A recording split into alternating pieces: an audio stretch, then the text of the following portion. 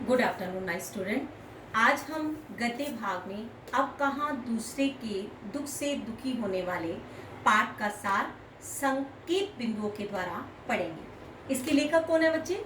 निदा फाजली।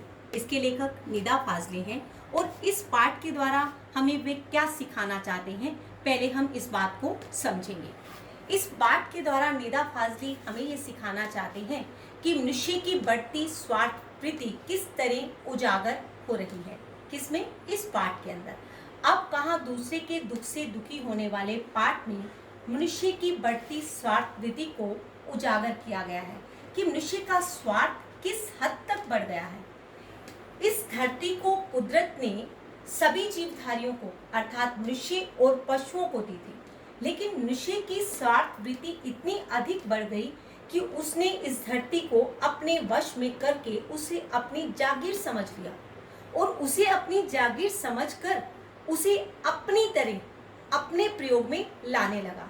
उसे पशु पक्षियों की कोई चिंता नहीं थी। इस स्वार्थ वृत्ति को इस पाठ के द्वारा उजागर किया गया है। अब हम इस पाठ को संकेत बिंदुओं के द्वारा समझते हैं। पहला, सुलेमान की दयालुता।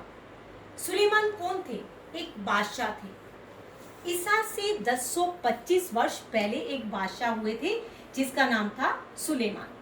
और सुलेमान की दयालुता को अब हम समझाते हैं कि वे पशु पक्षियों से किस प्रकार से प्रेम करते थे। एक दिन वे अपनी सेना के साथ जा रहे थे और सेना की आहट को सुनकर चींटियां जल्दी जल्दी अपने बिल में जाने लगी।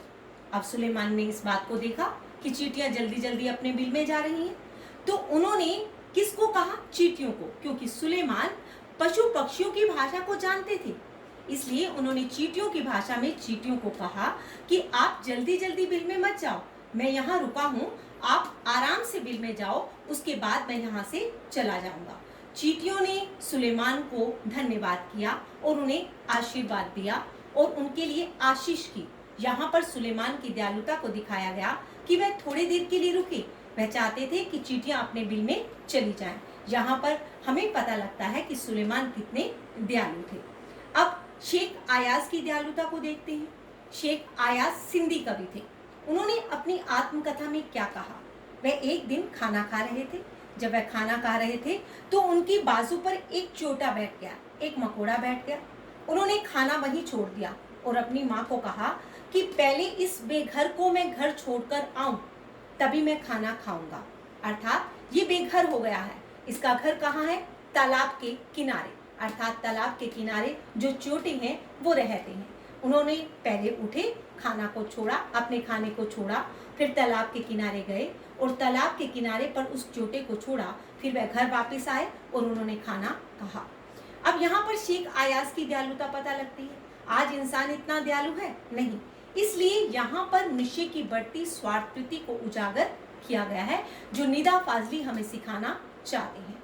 अब हम अगला पॉइंट पढ़ते हैं। दुनिया कैसे वजूद में आई। दुनिया कैसे वजूद में आई, ये अलग अलग लोगों की विचारधारा है।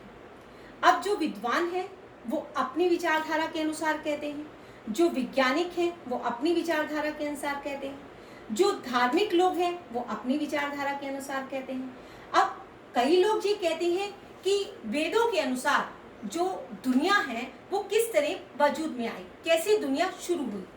अब ये दुनिया कैसे शुरू हुई अलग अलग विचारधारा के अनुसार कहा गया है।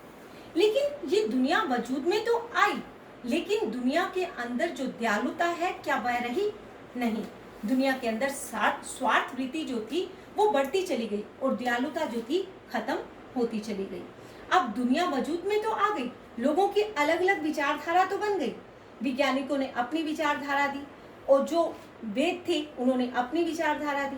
विचारधारा देने के बाद दुनिया चल तो रही है, लेकिन दुनिया के अंदर क्या स्वार्थ हट रहा है, क्या दुनिया के अंदर दयालुता और परोपकार की भावना आ रही है, ये निदा फाजली हमें सिखाना चाहते हैं। अब हम आगे पढ़ेंगे।